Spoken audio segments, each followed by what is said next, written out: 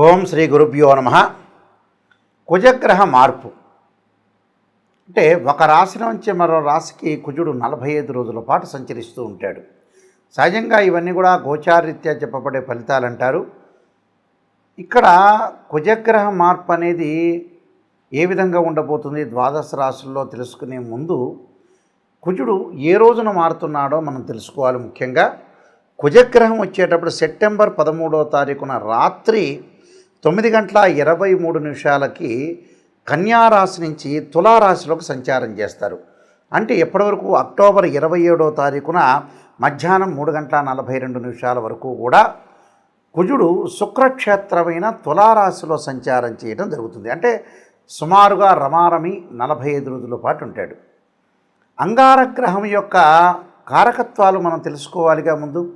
ఇవన్నీ కూడా గోచారరీత్యా చెప్పబడే ఫలితాలు. This is the transit system అంటారు. అంగారకుడు వల్ల ఎలాంటి ఫలితాలు, ఎలాంటి కారకత్వాలను మనం తెలుసుకోవాలంటే ముఖ్యంగా సత్వ భూ ప్రాకార రోగ ప్రణవ సాహస శస్త్ర అగ్ని సందర్శోత్పాటన భాతృకుజ అంటారు. అంటే ఏదైతే మనం కుజగ్రహం యొక్క కారకత్వాలు తెలుసుకుంటే కుజుడు ఎలాంటి ఫలితాన్ని ఇస్తుందో మనం శాస్త్రం ద్వారా తెలుసుకున్నట్టు ఉంటుంది. అంటే భూ సంబంధమైన వ్యవహారాలు, అలానే కోర్టు, రియల్ ఎస్టేటు, అన్నదమ్ముల మధ్యలో సమస్యలు, కోర్టు, రక్షణ శాఖ, న్యాయవాదులు, జడ్జీలు, అలానే శారీరక సంబంధాలు, కెమికల్ కంపెనీసు, అలానే మార్కెటింగు, భూమి, ఇండ్ల నిర్మాణము, న్యాయ వ్యవస్థ, రక్షణ భటులు, అలానే మేస్త్రీ పనులు, యంత్ర సామర్థ్యము, యంత్ర సంబంధమైన విషయాల్లో కానీ మెకానికలు, రోగాలు, శస్త్రచికిత్సలు, అగ్ని భయాలు, ఇవన్నీ కూడా తెలిపేది ఏంటంటే అంగారగ్రహం. సాధారణంగా చాలామంది కూడా అంగారగ్రహం గురించి అన్నదమ్ముల మధ్యలో కానీ కోర్టు సమస్యలు కానీ వచ్చే అవకాశాలు అనేవి ఎక్కువగా ఉంటాయి. అలానే ప్రమాదాలు, యాక్సిడెంట్లు, అలానే ఆరోగ్యపరంగా ఉండే ఇబ్బందులు, దీర్ఘకాలిక వ్యాధులు అన్నీ కూడా రిప్రజెంటివ్ చేసే ప్లానెట్ ఏంటంటే అంగారక గ్రహం. అంటే సత్వ భూ ప్రాకార అంటారు. అంటే భూమి విషయాల్లో కానీ రోగ ప్రణవ సాహస అంటారు. అంటే రోగాల విషయంలో కానీ సాహసాలు చేయటంలో కానీ శస్త్ర అగ్ని భయాలు అంటారు. అంటే శస్త్రచికిత్సలు కానీ అగ్ని సంబంధించిన భయాలు కానీ అలా సందర్శన ఉత్పాటన అంటే ఏదైనా సరే మన ఉత్పాతాలు అంటే భయాలు కానీ ప్రమాదాలు కానీ జరగటం ఒకటి. అలానే భాతృ కుజహ అంటారు. అంటే భాతృక కుజహ అంటే ఏంటంటే అన్నదమ్ముల మధ్యలో గొడవలు కానీ కోర్టు సమస్యలు కానీ ఇవన్నీ కూడా రాకుండా ఉండటానికి రావటానికి కూడా మంచి స్థానంలో ఉంటేనేమో రాదు, చెడ్డ స్థానంలో కుజుడు అశుభ స్థానంలో ఉంటే కుజుడి యొక్క దోషం అనేది బాగా ఏర్పడుతుంది అని అర్థం. అలానే ఇవన్నీ కూడా జన్మజాతకాన్ని బట్టి అనుసరించేవి కావు. జన్మజాతకం వేరు, గోచారం వేరు. గోచారం ఎప్పుడు కూడా 20% అనేది ఉంటుంది. అలానే బర్త్ చార్ట్ అనేది 80% ఉంటుంది.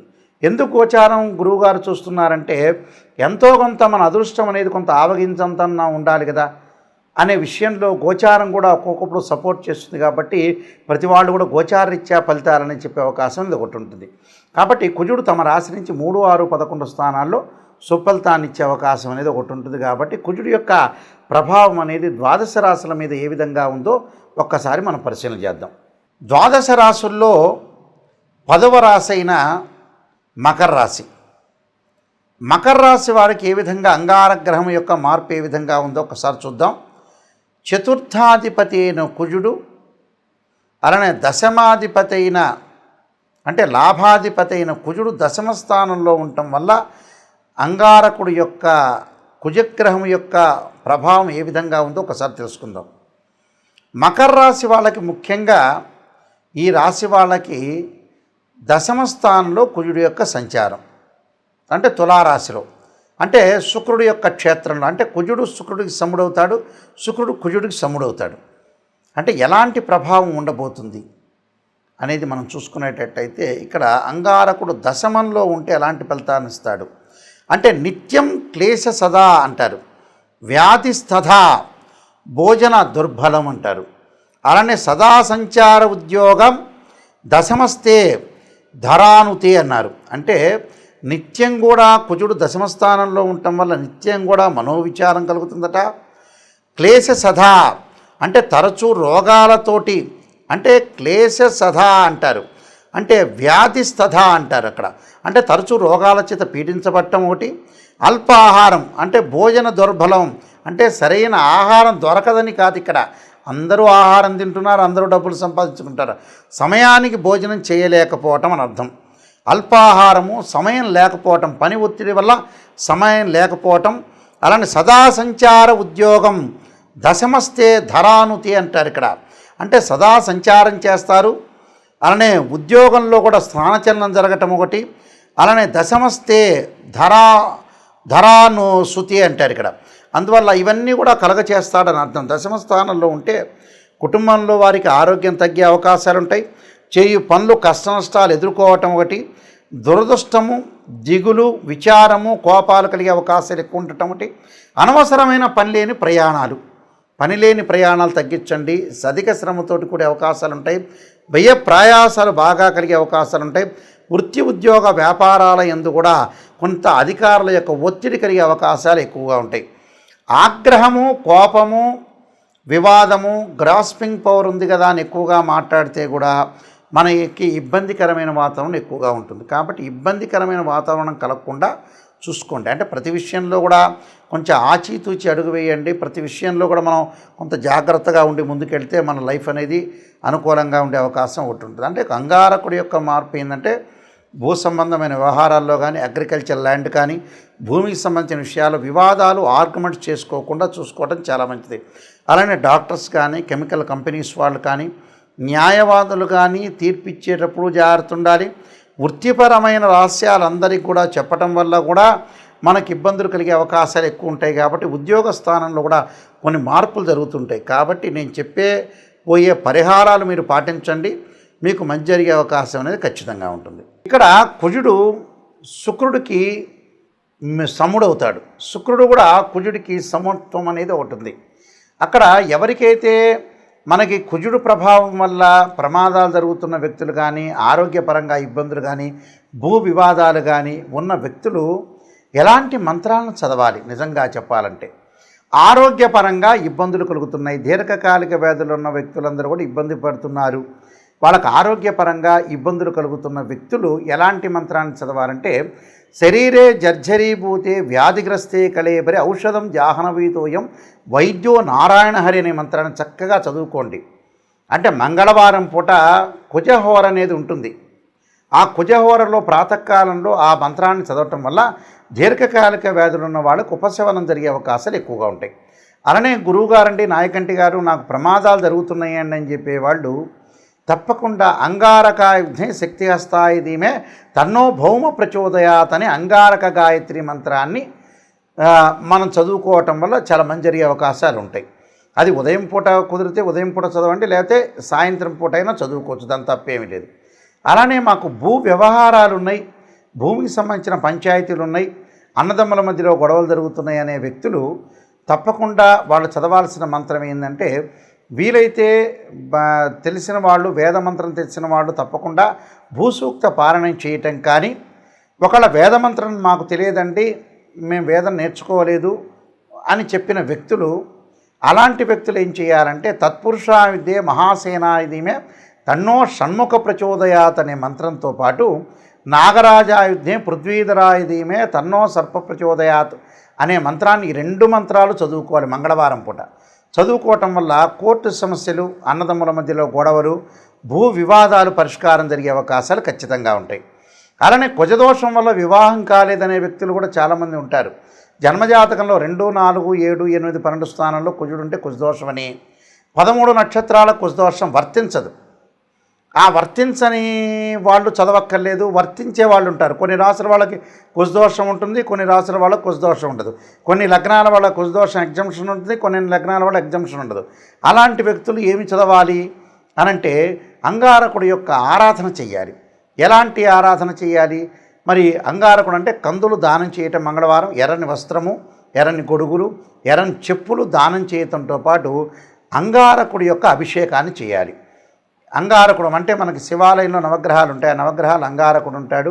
పంచామృతంతో, పండరసంతో, చెరుకు రసంతో, దానితో పాటు ముఖ్యంగా మనం ఎలాంటి అభిషేకం చేయాలి అంటే అంగారక పాశుపతాశ రుద్రాభిషేకం అని ఒకటి ఉంటుంది 10 శివలింగాలకి.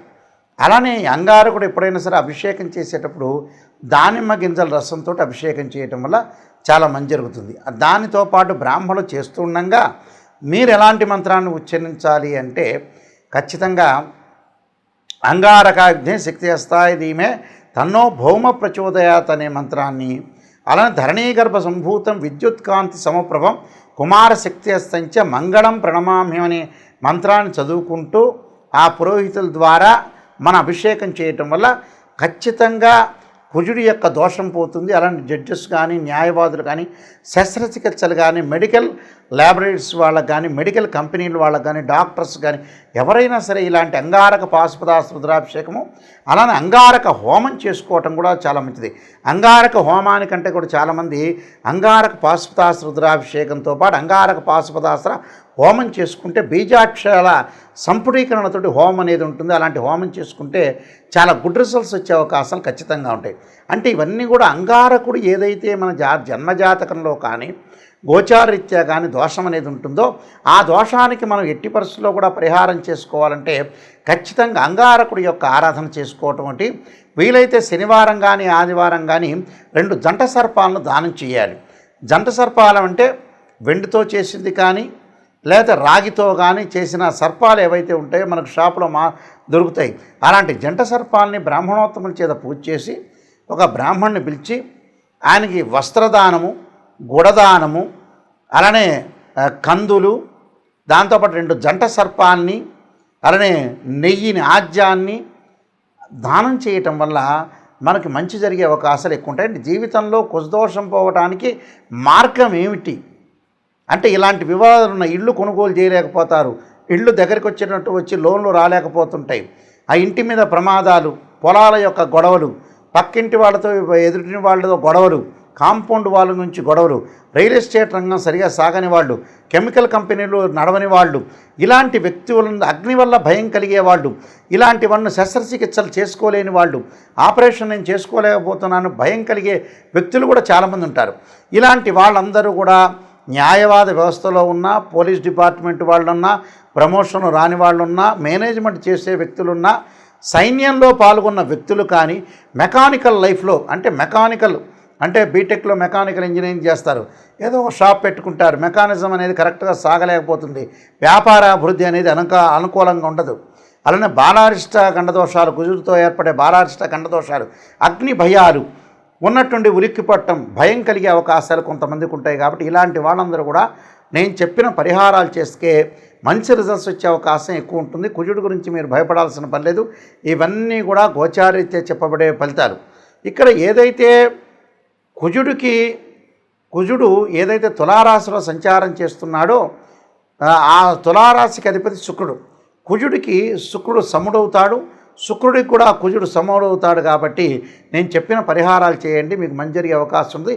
అంగారగ్రహం యొక్క సుబ్రహ్మణ్య స్వామి యొక్క అనుగ్రహం మేరకు కలగాలని ఆశిస్తూ సర్వే జనా సుఖినో భవంతు.